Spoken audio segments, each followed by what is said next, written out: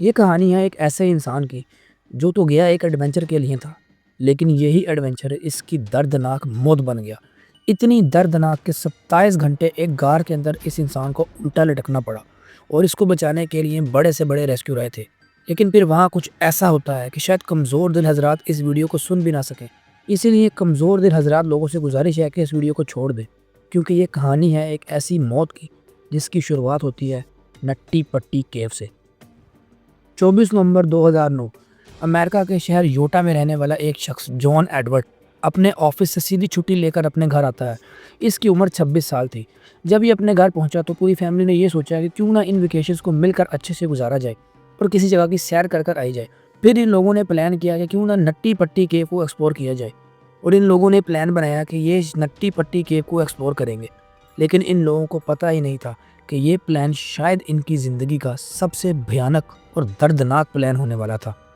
ये लोग प्लान करते हैं कि 24 नवंबर को हम रात को 8 बजे नट्टी पट्टी केव में जाएंगे और कुछ घंटे गुजारने के बाद सुबह वापस हम लोग घर आ जाएंगे। लेकिन शायद किस्मत को कुछ और ही मंजूर था। जॉन को केविंग का थोड़ा बहुत एक्सपीरियंस भी था, क्योंकि ये अपने भाई जॉर्ज के साथ अक्सर केविंग करता रहता था। नट्टी पट्टी केव के अंदर एक सेक्शन है जो कि काफ़ी चैलेंजिंग है, जिसे बर्थ कनाल कहा जाता है। गार का ये हिस्सा बहुत नैरो और टाइट है, जिसकी वजह से गार के इस हिस्से में अक्सर एक्सपीरियंस केवर भी फंस जाते हैं। इसी तरह के एक दो केसेस ऐसे हुए थे कि केवर्स के हिप्स और शोल्डर गार में फंस गए थे और लाख कोशिश के बावजूद भी वो केवर नहीं निकल सके और फिर रेस्क्यू को बुलाया जाता था। रेस्क्यू टीम ने इस केवर की जान बचाई। इसी वजह से नट्टी पट्टी केव को बैन भी कर दिया गया था। 2002 में ये नट्टी पट्टी केव दोबारा रीओपन हुई थी, लेकिन अब नट्टी पट्टी केव के कुछ रूल्स रखे गए थे जो कि स्ट्रिक्टली फॉलो होते थे। इन रूल्स के अंदर ये था कि केवर को सबसे पहले जो है वो अथॉरिटी से परमिशन लेनी पड़ेगी। एक ग्रुप के अंदर मिनिमम 2 एक्सपीरियंस केवर होने चाहिए। अब चूंकि जॉन और उसका भाई जॉर्ज केविंग का थोड़ा बहुत एक्सपीरियंस रखते थे, इसी वजह से इन दोनों को अंदर जाने की इजाज़त मिल जाती है और फाइनली ये ग्रुप नट्टी पट्टी केव की एंट्रेंस पर पहुंच जाते हैं। इस केव की एंट्रेंस सिर्फ 30 इंच थी। ये पूरा ग्रुप केव में एंटर होता है और अगले 1 घंटे तक सब कुछ नॉर्मल होता है। सब लोग नॉर्मली केव में आगे जा रहे होते हैं, लेकिन जॉन और उसका भाई जॉर्ज केव का मैप देखते हैं और एक न्यू चैलेंजिंग का सोचते हैं। जैसा कि मैंने आप लोगों को बताया कि नट्टी पट्टी केव का सबसे तंग और चैलेंजिंग रास्ता है बर्थ कनाल और बहुत कम लोगों ने इसको आज तक एक्सप्लोर किया है। अब ये इनके लिए एक नया एक्सपीरियंस था। बर्थ कनाल का रूट कुछ इस तरह से है कि यहाँ एक लंबा रास्ता है और अगर उस रास्ते को क्रॉस कर दे तो एंड में एक और टाइट पैसेज आती है और बिल्कुल लास्ट में एक थोड़ी सी स्पेस मिलती है जहाँ से आप टर्न होकर वापस इसी रूट से आ सकते हैं। लेकिन ये रास्ता इतना ज़्यादा टाइट है कि अक्सर एक्सपीरियंस केवर को भी घुटन होने लग जाती है और अक्सर तो पैनिक हो जाती है। ये दोनों भाई एक दूसरे के आगे पीछे होते हैं, जॉन आगे और जॉस पीछे। इन दोनों को बर्थ कनाल तो मिल जाती है, लेकिन यहाँ होती है एक गलती। ये जिस रूट में घुस जाते हैं वो असल में बर्थ कनाल की रूट होती ही नहीं है, बल्कि वो उसके साथ वाली रूट होती है, जिसके बारे में इन दोनों भाइयों को कुछ भी पता नहीं होता। जॉन क्योंकि आगे होता है, इसी वजह से वो मुसलसल आगे बढ़ता रहता है। अब जॉन क्योंकि एक एक्सपीरियंस केवर था, इसी वजह से वो केव में बड़ी आसानी से आगे की तरफ जाता रहता है। केवर्स हमेशा केव में अपनी बॉडी की मूवमेंट से आगे बढ़ते हैं और जॉन भी अपने शोल्डर और हिप्स की मदद से आगे बढ़ता जाता है। जॉन अब कॉर्क स्क्रू के रूट में पहुंच चुका था और जिस तरह जॉन आगे बढ़ता जा रहा था, रास्ता मजीद और टाइट होता जा रहा था। लेकिन अब जॉन वापस भी मुड़ नहीं सकता था क्योंकि रास्ता बहुत ज़्यादा तंग हो गया था। जॉन को ये लग रहा था कि वो बर्थ कनाल में है और आगे जाकर टर्न लेने के लिए उसको स्पेस मिल जाएगी। इसी वजह से तंग रास्तों के बावजूद भी जॉन मजीद आगे बढ़ता जा रहा था। जॉन कॉर्क स्क्रू को क्रॉस कर चुका था। ये एरिया बेसिकली इतना छोटा है कि केवर को अपनी पूरी बॉडी को 90 डिग्री पर रखकर इस हिस्से को क्रॉस करना पड़ता है और इसी हिस्से में 5 साल पहले एक लड़का जिसकी हाइट 5 फीट थी और वेट 63 केजी था, वो फंस गया था और इसको रेस्क्यू करने के लिए 14 घंटे लगे थे। अब जॉन का वेट भी 90 केजी था और उसकी हाइट भी 6 फीट थी, लेकिन अब जॉन इतने तंग रास्तों में वापस भी नहीं मुड़ सकता था। इसी वजह से ना चाहते हुए भी जॉन आगे ही बढ़ता रहा। जॉन मजीद आगे बढ़ता जा रहा था और अब जॉन एक टाइट एरिया के अंदर आ चुका था और जॉन को ये लग रहा था कि शायद ये बर्थ कनाल का सबसे टाइट रूट है और आगे जाकर उसको स्पेस मिल जाएगी जहाँ से वो टर्न ले लेगा। लेकिन अब जॉन को ये नहीं पता लग रहा था कि वो कहाँ पहुँच चुका है। फिर अचानक से जॉन नीचे की तरफ गिरने लग जाता है। वो अपने हाथों से कोशिश करता है कि किसी तरीके से रुक जाए, लेकिन वो नहीं रुकता और साथ ही जॉन अपने भाई को आवाज़ लगा देता है और उसे कहता है कि रुक जाओ और मुझे फॉलो मत करो। अब जॉन को अपने हेलमेट की लाइट से एक पाथ नज़र आता है और जॉन को एक उम्मीद की किरण नज़र आती है। लेकिन ये जॉन की ज़िंदगी की सबसे बड़ी और आखिरी गलती थी। जॉन इस हॉल में अपना सर डालता है कि आगे कोई रास्ता होगा जिससे वो मुड़कर वापस आ जाएगा, लेकिन असल में इसके आगे कोई रास्ता था ही नहीं। ये केव का एंडिंग पॉइंट था और जॉन इस खड्डे में फंस जाता है। ये जगह इतनी तंग थी कि जॉन यहाँ जाकर स्टक हो गया था। सर नीचे, पाँव ऊपर और 70 डिग्री पोजीशन में उल्टा लटका हुआ जॉन खुद को बहुत पुश करने की कोशिश करता है, लेकिन सब कुछ यूजलेस था। क्योंकि इसका एक हाथ मुड़ा हुआ था और दूसरा हाथ चेस्ट पर था।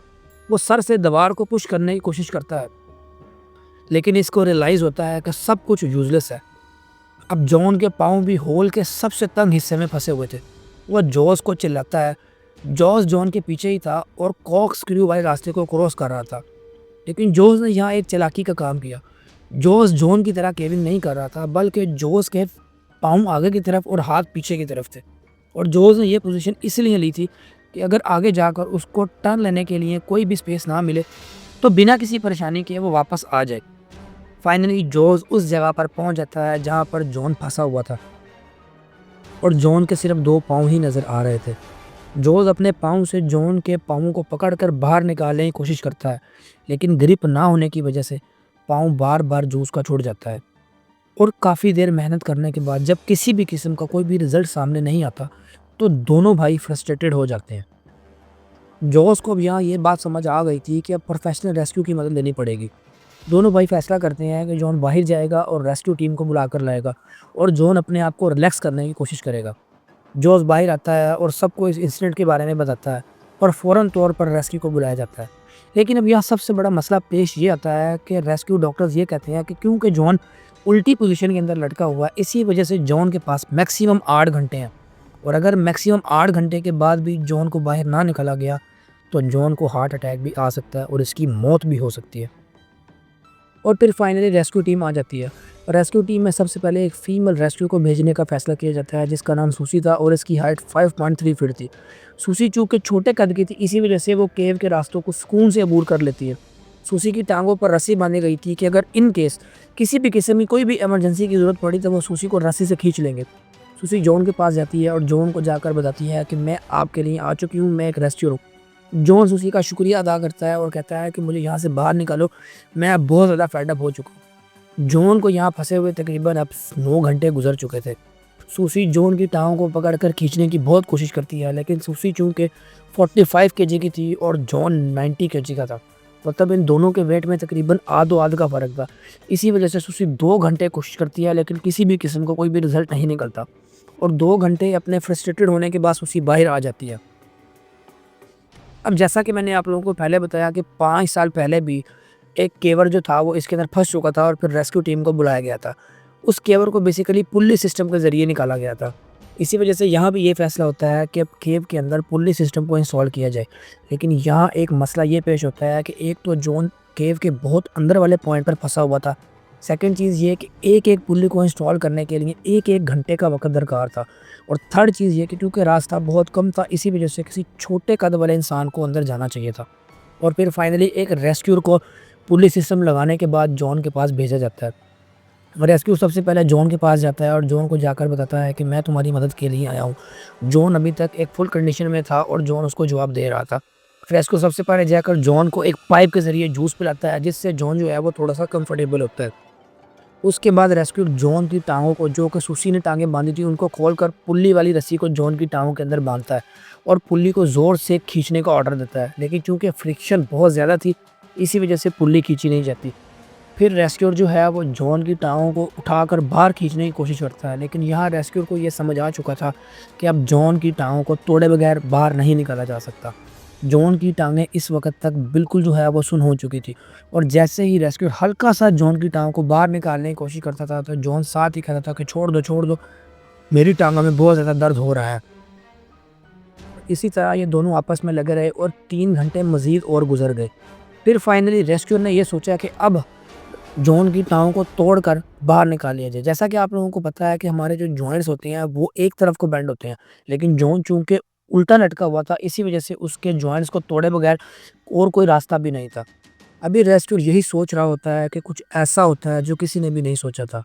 रेस्क्यू के सर के ऊपर बिल्कुल एक पुल्ली लगी होती है जो कि उखड़ कर रेस्क्यू के सर पर लगती है जिसकी वजह से रेस्क्यूअर जो है वो एकदम शॉक हो जाता है और रेस्क्यूअर का खून निकलता है और वो पैनिक कर जाता है और बेहोश हो जाता है।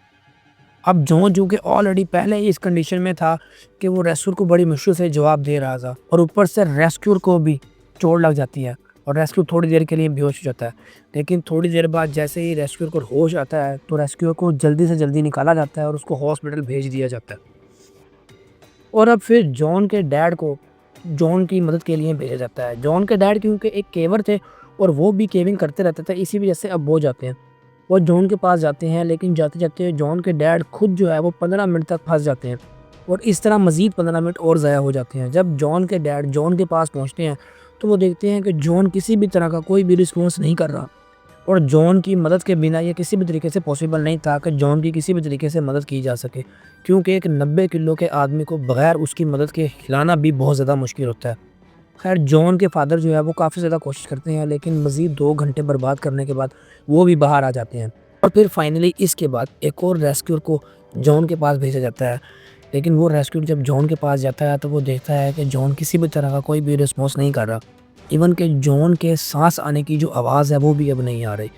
रेस्क्यू को ये लगता है कि जॉन शायद अब मर चुका है और इसी चीज़ को कंफर्म करने के लिए रेस्क्यू जो है वो डॉक्टर्स को नीचे भेजता है और जैसे ही डॉक्टर्स जाते हैं तो डॉक्टर्स जॉन की टाँगों को हाथ लगाकर कंफर्म करते हैं कि जॉन जो है वो मर चुका है।